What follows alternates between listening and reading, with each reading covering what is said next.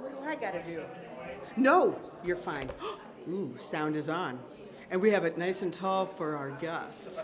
I will not touch it. No one's to touch it. Look at you. I haven't seen anybody bring a Bible here. I said I haven't seen a Bible here in a really long time. So it's been so fun.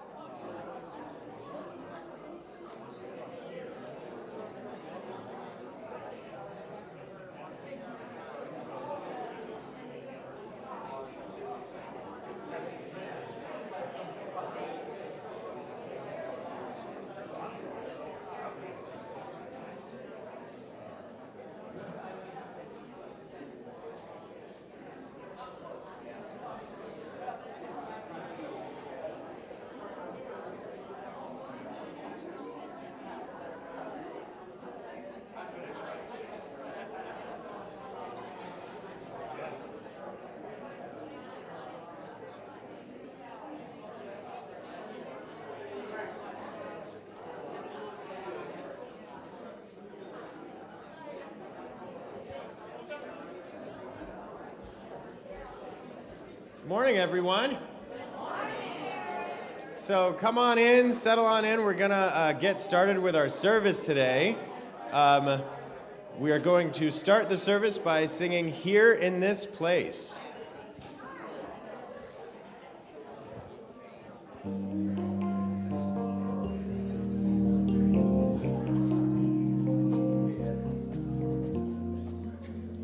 Here in this place, we come together, feeling the presence of God. Here in this place, one with each other, knowing who we really are.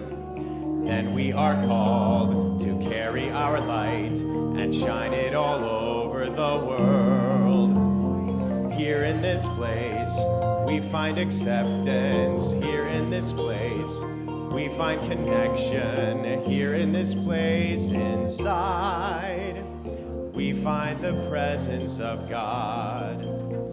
We find the presence of God. Yeah, and so we do. That presence is everywhere, exploding out there in color and green and everything good. Happy Sunday, everyone. Welcome.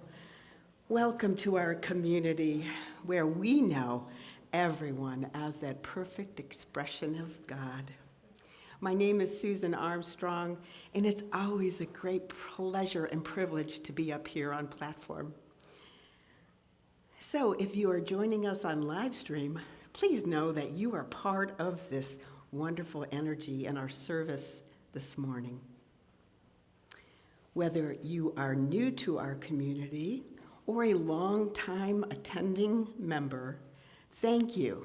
Thank you for being with us on this positive path for spiritual living. Unity is a positive, practical, progressive approach to Christianity based on the teachings of Jesus and the power of prayer. Unity honors the universal truths in all religions and respects each other's individual's right to choose a spiritual path.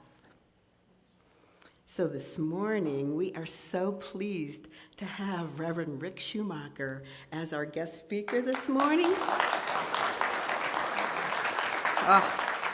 It is always a joy to have him and his rich history and knowledge of unity. So let's get started by standing and singing our opening song, please.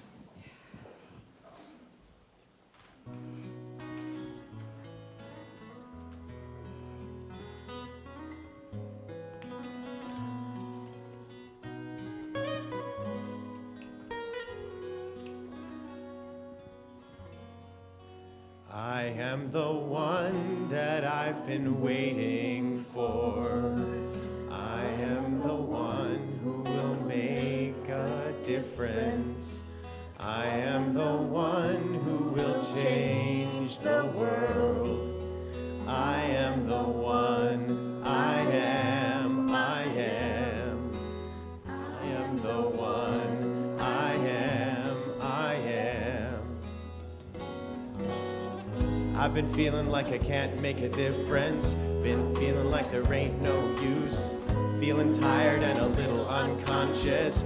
Coming up with every kind of excuse till I realized it's not all up to me. When we join together, we shape our destiny. To see a world where we are living as one. It can be, it shall be, it will be done. You are the one that you've been waiting for. You are the one who will make a difference. You are the one who will change the world. You are the one. You are, you are.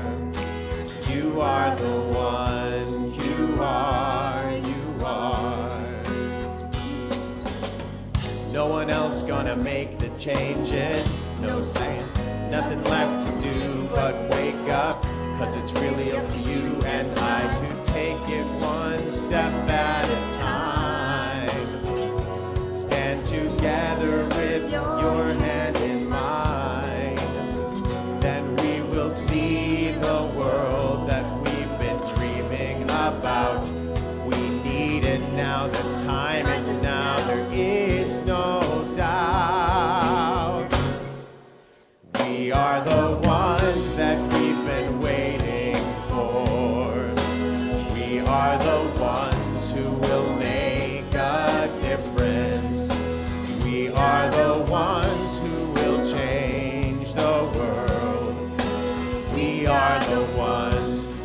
are, we are. We are the ones, we are, we are. We are the ones that we've been waiting for. We are the ones who will make a difference. We are the ones who will change the world. We are the ones, we are, we are. We are the ones, we are, we are. We are the ones. Yes, thank you, Eric. Please remain standing so that we can take that energy into our affirmation. I have the faith to believe that healing is not only impossible, it's inevitable. Please be seated.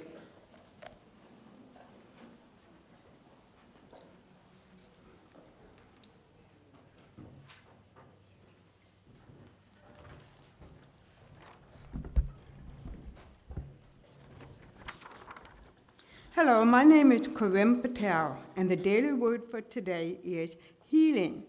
And the affirmation is, God's healing power is moving through me. I am open and receptive to God's healing power within me and within my dear ones. I trust with absolute faith that God is greater than any worldly condition. I cannot limit God. I listen to the still, small voice within and feel guided along my healing journey. If fear and worry get the better of me and I start to feel anxious, I call forth the healing power of the indwelling Christ. I spiritually surrender my concerns. When I pray for my dear ones, I do not focus on their condition. Rather, I see them as the divine beings they are, whole, prosperous, and spiritually perfect. As I pray, I perceive God's healing presence moving through me and my beloved. This presence is the health beyond illness, the abundance beyond the insufficiency, and the life beyond death. It is the truth of my life. The scripture for today is from Isaiah chapter 58, verse 8. Your healing shall spring up quickly. Let us repeat the affirmation together. God's healing power is moving through me.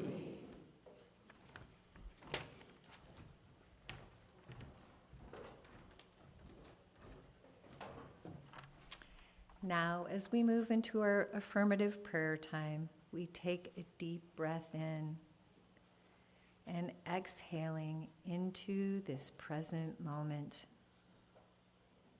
There is one mind, one power, one divine presence that is all-knowing, all-powerful, and everywhere.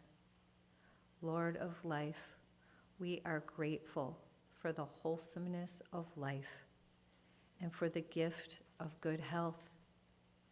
Aware of the unity of our body and spirit, we affirm our constant need for their harmony if we are to enjoy true health. We are grateful for the marvels of medicine, for doctors and nurses and aides, and for all those who possess a healing touch and practice the art of healing. We are thankful for the way in which our own bodies work to constantly heal themselves, restoring us to a state of health. We acknowledge that we have been healed of depression and gloom by laughter and affection, healed of inner injury by the medicine of forgiveness, and for those times we are grateful as well. We thank you for the ways that beautiful music and silence heal our ears, for the ways that color and form heal our eyes, and for the magic medicine of make-believe that manifests our dreams. As we rejoice in your gift of health, we thank you for the presence in our lives. I am beautiful, loving, joyful, powerful, full of life, and a light unto this world. I am filled with peace, knowing these truths about my being. Life is good. I appreciate this. I accept this, and so it is. Turning our attention to prayers for others, please say their names softly or silently.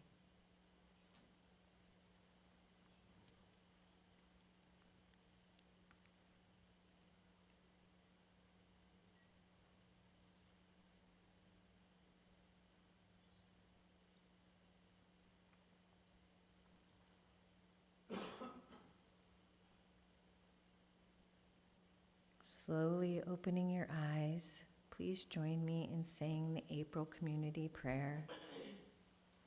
I begin curiosity, loving kindness, and an openness to my healing journey.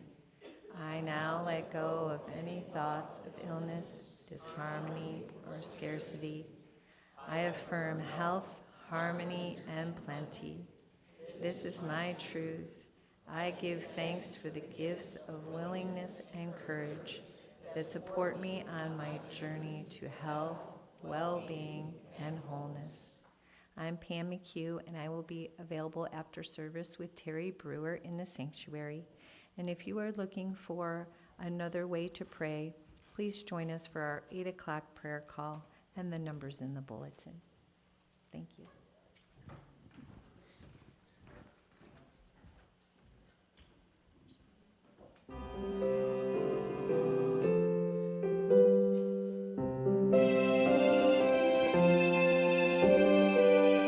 There's been a change in me, a kind of moving on. Though what I used to be, I still depend upon.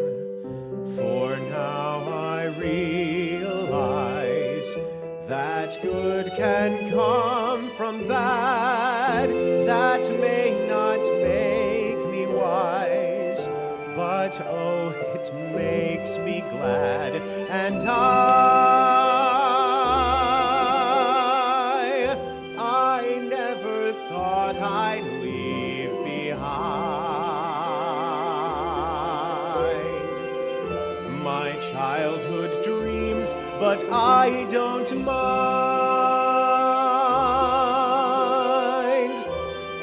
For now I love the world I see. No change of heart, a change in me.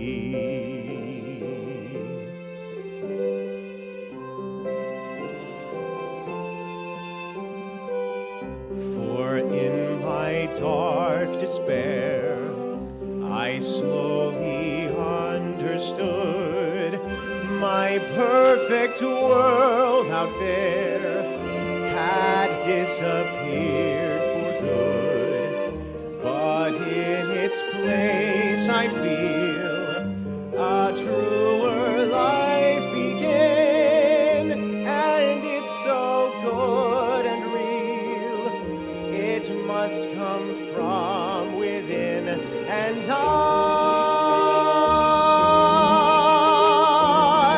I never thought I'd leave behind my childhood dreams, but I don't mind. I'm where and who I want to be. No change of heart, a change in me.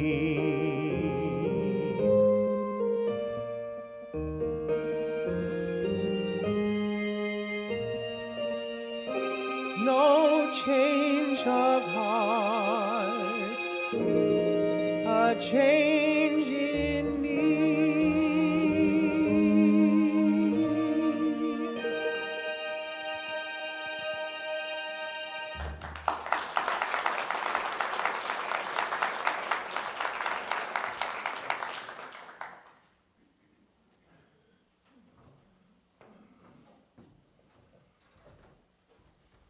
Thank you very much. Well, good morning. I love our opening music, We Are the One. You are the one. I am the one. That's really powerful stuff. And I'd like us to take that kind of attitude into our meditation experience to realize that we really can make a difference in the world. I watch television. I kind of like it. There's a lot of neat stuff there. There's a lot of other stuff. There's the unity approach sometimes can be a little off-putting if, in fact, we watch the news and we kind of say, I don't want any part of that. That's too negative for me. And what I suggest is that every day at 6 and 11, the world gives us a prayer request. And so today, I'd like us to come to this meditation experience with the knowledge that there are difficulties on our globe today, and we're here because we are points in time and space where God is made manifest to the world. And the work that we do in consciousness does make a difference. We are the ones. So, with that, I'd like you to just take a moment and become still. We turn within to the Spirit of God within us and give heartfelt thanks for peace, like a river, is flowing freely and easily into our minds and hearts. Peace, like a river, is flowing into our experience and through us into the world. That peace is powered by our love and understanding and our compassion for one another. Truly, we are one in spirit. And that spirit moves through each and every one of us to express itself in perfect ways and perfect peace. Down the stream of consciousness and into the sea of life, peace like a river is flowing, ending pain and strife. Ceaseless waves of perfect thought break on the shore of mind. Ideas, like tide on a glass smooth beach, draw to themselves their kind. In the cycle of the living water, from fountainhead to creation blessed, then flows again to the Father source to be again expressed. This peace moves through us in this moment, flows through us to bless the world. We are in the flow of life. Life flows through us in perfect ways to bring a perfect peace. So now, in a moment of perfect silence, allow this divine activity to take place in you and through you.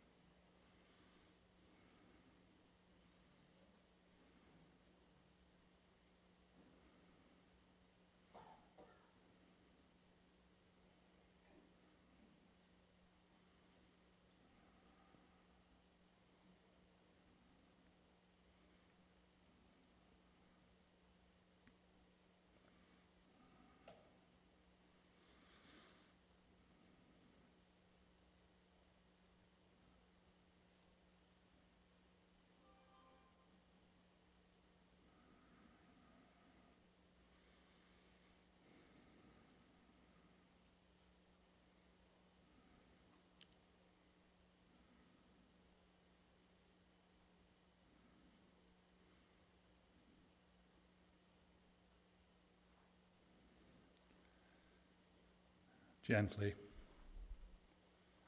ever so gently, allow your attention to return to this time and to this place. And know that you make a difference in the world.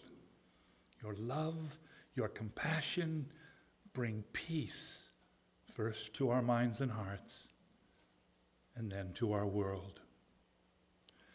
And for this we give heartfelt thanks. In the name of the Christ, amen.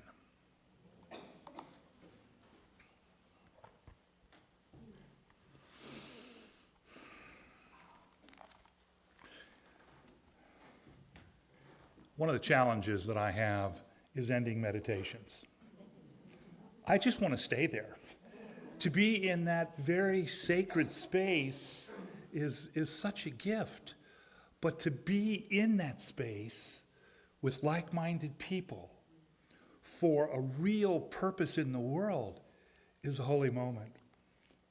And so, if I wasn't required to give a talk, we'd probably just spend the rest of the day in the silence. But the silence is important to what we do. It seems, and we can see this in a lot of ways, that healing remains a very real need in our modern world. The evidence for this can be found in the large medical complexes in every major city. Spend a little time in front of the television, and I already indicated that I kind of like TV. There's some fun stuff there. I love that mute button when the commercials come on. But I still see what's going on, and what I see, and you see this too, are commercials for a myriad of medications, supplements, and gadgets to heal a host of conditions. Now, let's kind of put a pin in that and put it aside for now. We'll come back to it because it's an important part of the healing journey. If you are a student of the Gospels, you will know that there are a host of miracles there. And if you ever got out your pen and kind of counted and highlighted the different things and began to categorize them, most people don't do that. You can be confident that I have. There are 23 healing miracles in the Gospels. And then there are 3 miracles that specifically deal with overcoming death. That may be the ultimate healing. And we're going to look at one of those today. There are 6 other miracles of what are called miracles of supply. Those are best understood as things like the feeding of the 5,000. There are 3 nature miracles. That's things like Jesus walking on water or stilling the storm, the overcoming of the natural world. But clearly, the majority of miracles involve healing. And the question becomes, has the modern world forgotten the healing power of Spirit? Maybe so. Maybe so. Well, there are 4 methods that Jesus used in his teaching ministry. Those methods are fairly simple. One is the idea of a precept. That's a command or an order or instructions or a practical rule for guiding behavior or a short statement of truth without embellishment or illustration. That's one way. The other way that is most known to folks is the idea of parables. We know these to be short stories or illustrations. The best way to kind of think of them is like a picture book. The stories create pictures in our minds and then communicate an idea. They are, in fact, very childlike in the way they communicate. And of course, there are the miracles. And their purpose is to help explain the teachings and from a deeper level. The fourth is by actions. These are examples, and we see these in stories and experiences like Jesus' baptism and his temptation. So, what we want to do is understand that spiritual healing has a very real purpose, and is to bring into full expression the perfect Christ presence that exists in every individual. Now watch this. This is back to the pin for just a second. All healing is spiritual. It's the only kind there can be. That does not necessarily mean that there are not external things that can support our healing journey. But all healing is, at its essence, spiritual. So what are the requirements? If we're going to involve ourselves in a healing process, a self-healing process, or to pray for healing for others, what are the requirements? And I want you to use your imagination now. In my hand, I have an orb. That's very metaphysical, isn't it? Would you like one? Here, put your hand out. You got one too. We all have this. You know, can't see it, but it's there. And let's understand what orb represents. It represents an individual who is open. Open. An individual who is receptive. And an individual with belief. O-R-B. You have that. When you open yourselves to this activity of spirit that is always within us, and we become receptive to it and begin to pour our faith, our belief into that, then things happen.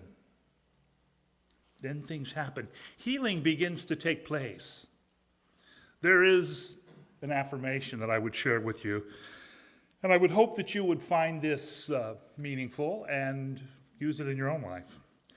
It says this: I am open and receptive to the full expression of the Christ presence. And yet the word healing never shows up. Because it's not about trying to create something, to make something happen. It's about trying to be something, open and receptive to the full expression of this divinity that we claim for ourselves. Now, if you need to, put on a seatbelt. The ride might get a little bumpy here. Okay? One of the great Unity ministers, Dr. Sue Sicking, who studied with Charles and Myrtle Fillmore, who taught classes at Unity Village and taught Unity ministers. You may recognize the name if you watch a little television. Maybe you know Jim Sicking, the actor. Jim played Dookie Howser's father. Okay? He did a couple of stints on MASH. He was the police SWAT team leader in a thing called Hill Street Blues. And he's the only one of Sue's children that didn't become a Unity minister. Grew up in California and was attracted to that world. Sue Sicking said something. This is where the ride gets bumpy. She said, "There's nothing to heal. There's something to know." See, the problem that we have is we tend to know that we are not perfect, we are not complete, that we are broken in some way, and that is simply not the truth about us. The something to know is that in spite of all appearances, we are now whole, well, and free. We could stop there. We could stop there and just say, okay, all I got to do is from this day forward know that I am whole, well, and free. Because that's what I need to know instead of the other stuff that I've been knowing. The stuff about imperfection, the stuff about dis-ease, the stuff about brokenness. That's not who we are. We're made in the image and likeness of God, which is whole, well, and perfect. That's the divine presence that lives in us, seeking expression all the time. The secret is to let it out, to let it out. And as simple as it is, sometimes we need steps. What do I do first? How do I make this happen? And there are some very real steps. And I told you we would come back to a story, one of the stories about overcoming death in Jesus' ministry. And the particular story I want to share with you comes from the book of John. And it's the story that you may well know, the story of the raising of Lazarus. Now remember, Lazarus was a good friend. And here's the way the story reads. And we'll look at the pieces of the story, and in the story we'll find the steps that we need to take to, if you will, lift up the dead areas of our own lives. It says this: When Mary came to where Jesus was and saw him, she knelt at his feet and said, "Lord, if you had been here, my brother would not have died." When Jesus saw her weeping, and the Jews who came with her also weeping, he was greatly disturbed in spirit and deeply moved. He said, "Where have you laid him?" And they said, "Lord, come and see." Jesus began to weep. So the Jews said, "See how he loved him?" But some of them said, "Could he who had opened the eyes of the blind men kept this man from dying?" Then Jesus, again greatly disturbed, came to the tomb. It was a cave, and a stone was laying against it. Jesus said, "Take away the stone." Martha, sister of the dead man, said, "Lord, already there's a stench because he's been dead for 4 days." And Jesus said, "Did I not tell you that if you believed, you would see the glory of God?" So they took away the stone, and Jesus looked upward and said, "Father, I thank thee for having heard me. I knew you always heard me, but I have said this for the sake of the crowd standing here, so that they may believe you sent me." And when he had said this, he cried with a loud voice, "Lazarus, come out." The dead man came out, his hands and feet bound with strips of cloth, and his face wrapped in a cloth. Jesus said to them, "Unbind him and let him go." Now, for some people, that may be difficult to grasp, and I'm not asking you to grasp it. But what I am asking you to do is, because miracles were designed to show a deeper understanding, a deeper teaching, we want to explore that. The text says Jesus was deeply moved. He cried.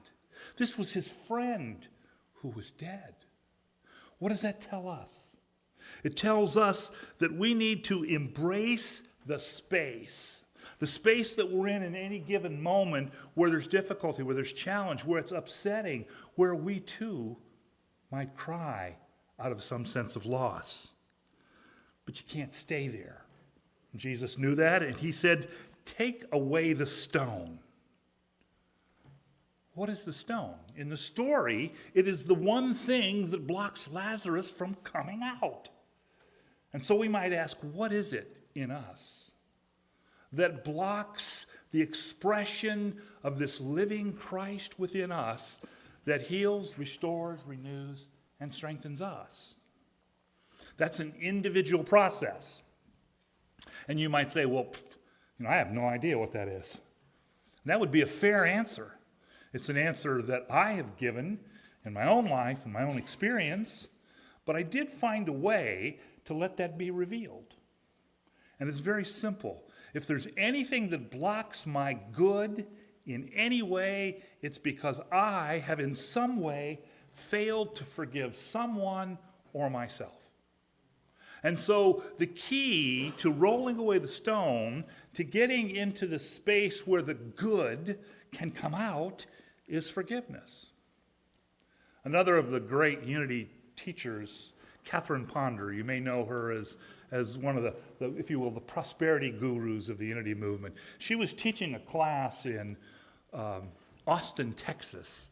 And every night, this was a public class. It was held in a hotel, and people were coming to learn these powerful prosperity techniques. And she indicated that that forgiveness was part of the process. And by getting rid of those blocks, interesting things happen. It doesn't always mean that there's an inflow of cash into your life, but things change. The things that have been blocking the good tend to disappear. So she gave everybody an assignment and said, all right, now I want you to go home, make a list, and start your forgiveness work. The next night, she came back, and one of her students came up to her and said, oh, Dr. Ponder, I am so grateful. Last night, I forgave absolutely everyone in my life everything. And Catherine said, well, that's great, dear, but most of us need more than one night to accomplish this. And so if we're going to if we're going to roll away the stone here and allow Lazarus, if you will, to come out, then we need to be about a continuous process of forgiving those things that show up in our lives that demand it. And so what does Jesus do next? If you know the story, he says he lifted up his eyes. Now, the most common expression or understanding of why he did was because God's up there somewhere. Well, I don't believe that's the case at all. God is omnipresent, God is up there, but God is in here, and that's where we make the connection. What's the problem with making the connection? Instead of knowing the truth, we know something else. Now just imagine how difficult it might be with all of the great spiritual growth and insight of Jesus, and he's looking into the tomb of his beloved friend. How do you know the truth when you do that? When you need to know life, you turn away from that which is not true. That's why he looked up. He looked away from the idea of death to the idea of life. And then he spoke. This is one of my favorites, absolute favorites. He says something. I'm sorry. The next step is he gave thanks. He said, Father, I thank thee for you because you heard me. Well, I knew you always did, but I'm saying it so the people standing around here will understand they need to do that too. To believe, and not only in me, but in Christ in themselves. So he gave thanks before he saw Lazarus come forth. We give thanks before we see the manifestation of that what we want in our lives, and it comes forth because we recognize it. In polite society, when someone gives us a gift or a compliment, we say thank you. How much more appropriate is it to give thanks when we realize the greatest gift of all has been given to us, the presence of God in us? To acknowledge that, not because we're looking up there to see something, because we're looking in here and we're finding it. Then my favorite. I got ahead of myself. Jesus cried with a loud voice, Lazarus, come forth. Now just imagine the scene. What do we have? We have two women, sisters of Lazarus. We have Jesus, a good friend of the family, and all these other people standing around saying, well, what was wrong? Why didn't he just prevent this guy from dying? And so they're all standing around. So what did Jesus need to do? And what do we need to do? We need to speak the truth, command the good with a loud voice. Now, imagine that scene that I just set and Jesus saying, hey, Lazarus, are you in there? Come on out. Don't make me look bad here. Of course it didn't happen like that. What he did was he said full of belief, was already open to the presence and power of God. He realized it, and then he spoke it into expression with power and authority. Lazarus, come forth. And what happened? He did. Do you think it would have happened if he was not committed? If he was hesitant? Quietly hoping, requesting, maybe it'll happen? No, it doesn't work that way. You see, because that kind of speaking is complete with doubt. It just might not happen. So if I really speak out here, if it's not going to happen, I'm going to look foolish. And you can't look foolish. You can't look foolish. So we have the ability and the power to speak with authority. How much more authority do you need? If you have the divine within you, seeking expression in this moment, in this circumstance, whatever that happens to be, whatever area of your life you're trying to raise up, begin now to speak the truth with power and authority. And then finally, Jesus says, unbind him and let him go. In the traditional burial rites of the Jews of that day, the deceased was wrapped in cloth, and there was a grave cloth placed over the face. And so Lazarus comes out, he's bound head and foot with a grave cloth over his face, and Jesus says, unbind him and let him go. We need to remove the grave cloths in our own lives. The cloth over our face that prevents us from seeing the truth. And we need to unbind our own hands and our own feet so that we can be what we came here to be. There are two great days in a person's life. One, when they're born, and two, when they know what they're born to, why they're here. And I say for all of us, we are here to be points in time and space where God is made manifest to the world, where the truth can shine through us and to bless those around us, to be a healing influence in the world. So when we talk about healing, yes, we're talking about restoration of the body. There's no doubt about that. But there's much more that needs to be healed. And it all takes place first in consciousness, in mind and heart. We must remember that God, as substance, underlies all creation. All creation. Now we're going to go back to where we put that pin earlier. That means underlying the medications, the supplements, the gadgets that may very well be a part of an individual's healing process and journey. They're simply tools. Tools that we can use. And we should use them as Spirit guides us. I take medication every day. It's not a surprise. Shouldn't be. One of the things that I do every day is I bless the medication to my body's use, to the strengthening, the upbuilding of this physical being who can do its work, whatever that happens to be at any given moment. In addition, all healing takes place first in consciousness, and then, according to spiritual law, it manifests in the visible world. That is the law of involution. What is involved in mind evolves in our experience. That's how healing takes place.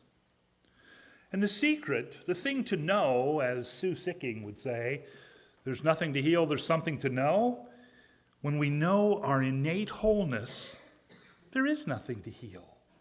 Because according to spiritual law, it springs into expression. Truly, nothing to heal, but something to know. And now you know what it is that you need to know. That, my friends, I believe, is the truth about you and about me. God bless you. I love you, each one.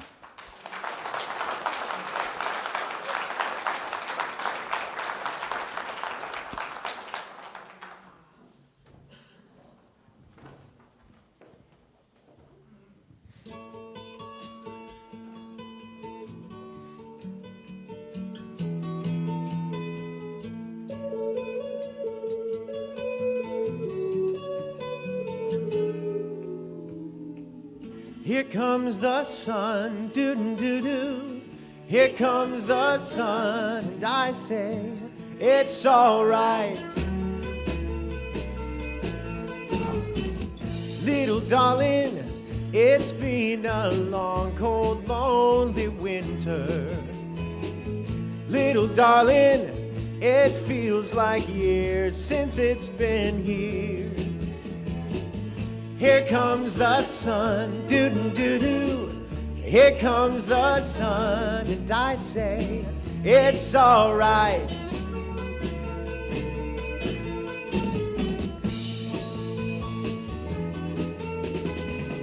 Little darling, the smiles returning to the faces. Little darling, it feels like years since it's been here. Here comes the sun, doo-doo-doo-doo. Here comes the sun, and I say, it's all right.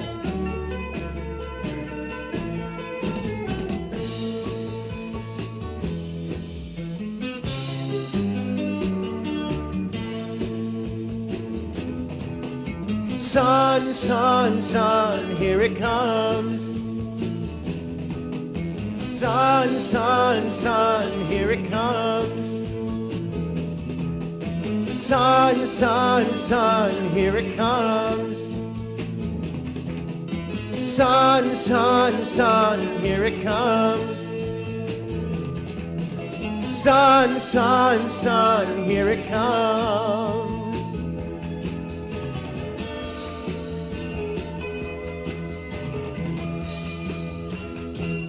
Little darling, I feel that ice is slowly melting. Little darling, it seems like years since it's been clear. Here comes the sun, doo-doo-doo-doo. Here comes the sun, and I say, it's all right. Here comes the sun, doo-doo-doo-doo.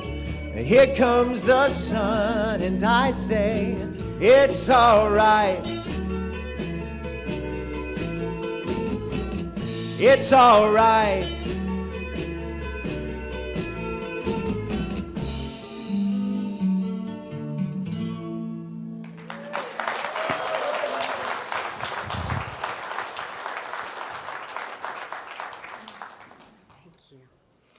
Woo, we are really rocking this house this morning. Thank you, Rick, for that spiritual uplift, and what an amazing message. Yeah, throughout this morning's service, we've raised our awareness, get to know what we know as our truth, and that we are constantly, absolutely renewed and refreshed by God. From this consciousness, we just take that moment to breathe in and give thanks, right? We give thanks before we go forward. So now we have an opportunity to give back generously to this place where we have received our nurturing and our nourishment, our spiritual food. What a difference you're making in the sustainability of this beloved community. So let's bring our hands together as we bless the offering. And together, I allow abundance to be my experience. Thank you. All set. And as the offering plates go by, feel free to stand up.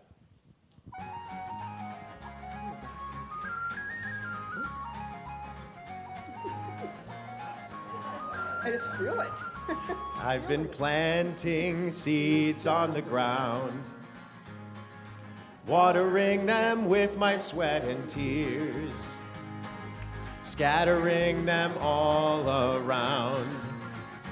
Guess it's what I'm supposed to do with my years. Funny thing is, I may know what I've planted, but never what will show. It always seems to be a perfect mystery.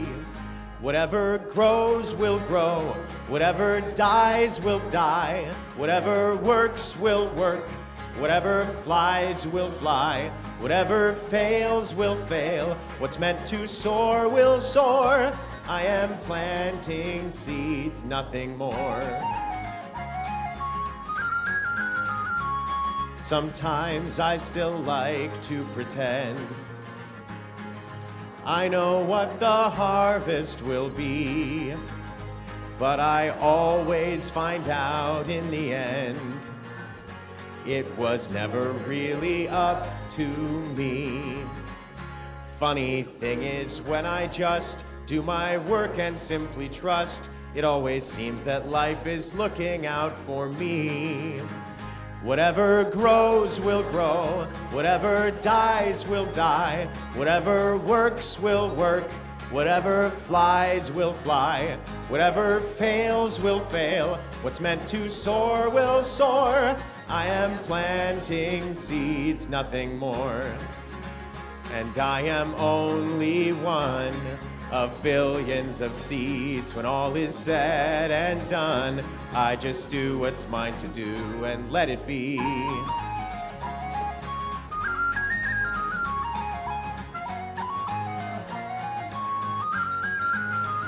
Whatever grows will grow, whatever dies will die, whatever works will work, whatever flies will fly, whatever fails will fail, what's meant to soar will soar. I am planting seeds, whatever grows will grow, whatever dies will die, whatever works will work, whatever flies will fly, whatever fails will fail, what's meant to soar will soar. I am planting seeds, planting seeds. I am planting seeds, nothing more.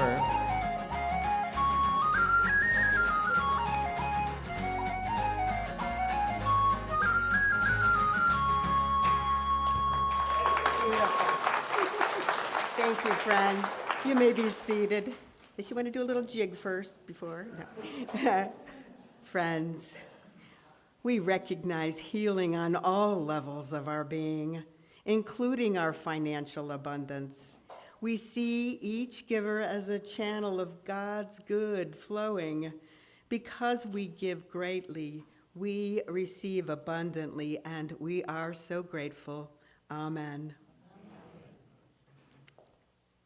As we claim our wholeness, let us share our empowering search team affirmation. All together, with open minds and hearts, centered in God's love, empowered in the truth that we are one in spirit, I am gratefully aligned with the high consciousness of our new minister, in divine order, and all is well. Thank you. As a spiritual practice of tithing, Unity Spiritual Center gives a portion, and this month we'll be giving 2% of our offering to God's Vision Foundation.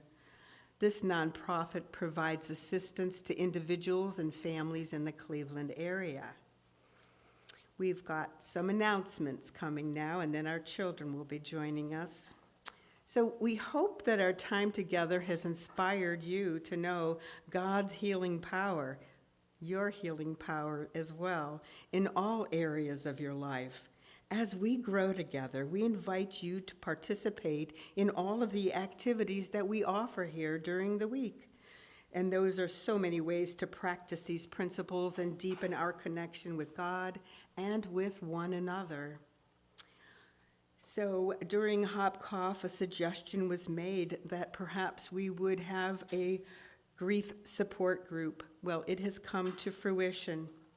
Whether it's a passing of a loved one, a cherished pet, or a shift in your abilities, grief is a natural journey that we navigate. So this new grief support group, facilitated, thank you, by Carol Mills, PhD, begins today after service. It will run the second Sunday of each month. Join us in a safe and understanding space where you can express and process your emotions without judgment, and that will be in the chapel in the North Building. Our community luncheon is this Tuesday at noon. We look forward to hearing Dr. Diana Pye once again. Please bring a super salad to share, and be sure you add your name and dish to the sign-up sheet out there on the turnstile. And Miss Terry Grace will be coming up here to have a lovely, wonderful announcement.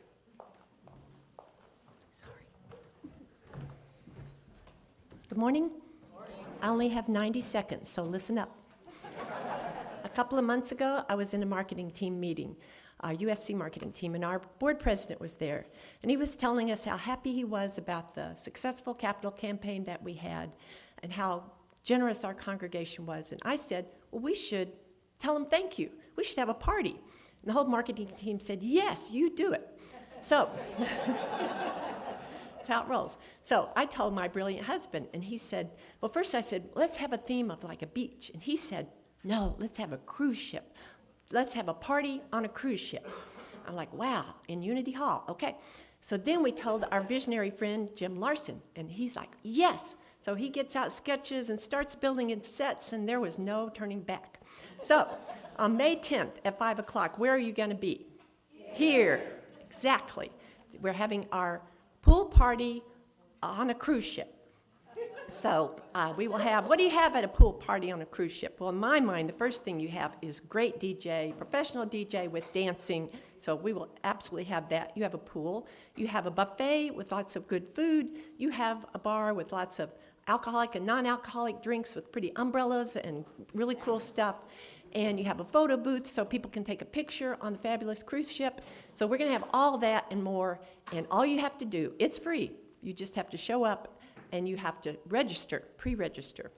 And you can do it at the concierge desk. You can do it online afterward. It's for everybody from 0 to 120. All are welcome. It's going to be really fun. So please come to our pool party on a cruise ship. Thank you. We know that she knows how to throw a party, that's for sure. So friends, take a look at our website and you'll see there are ways throughout the week to expand your awareness. Today starts the beginning of a new part of our Sunday service. It's called Sunday Shout Out. And today I'm going to ask that Kathy Ginter please stand. Her name, oh, there she is, there. Kathy Ginter.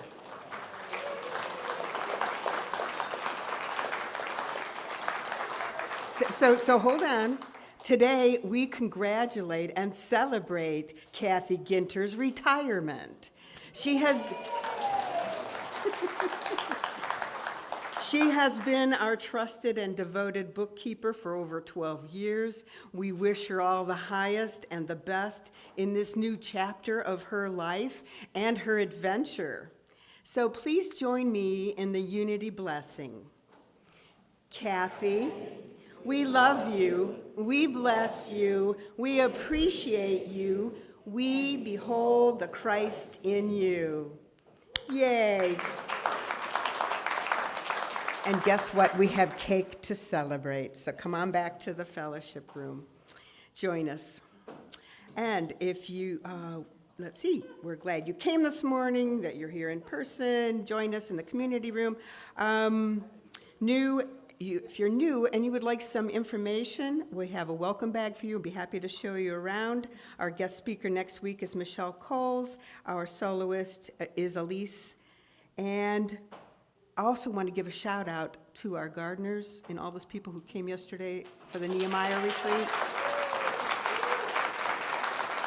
These are holy grounds, friends. These are sacred holy grounds, and they look amazing. Thank you all. So let's get the children up here if they would like to join us, and let's all stand to sing our closing songs.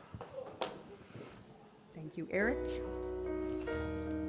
If you're comfortable coming up, you can come on up here. Let there be peace on earth and let it begin with me. Let there be peace on earth, the peace that was meant to be. With God as creator, family all are we. Let us walk with each other in perfect harmony. Let peace begin with me. Let this be the moment now. With every step I take, let this be my joyous vow. To take each moment and live each moment in peace eternally. Let there be peace on earth and let it begin with me. You guys like to clap? Yeah, you do. I am the light of God, I am the love of God, I am the power of God, I am the presence of God. Wherever I am, God is. You are the light of God, you are the love of God, you are the power of God, you are the presence of God. Wherever you are, God is. We are the light of God, we are the love of God, we are the power of God, we are the presence of God. Wherever we are, God is, and all is well. Woo! Guys rock. Thank you so much for bringing your light up here. I got a little cupcake. All right, that's an important job.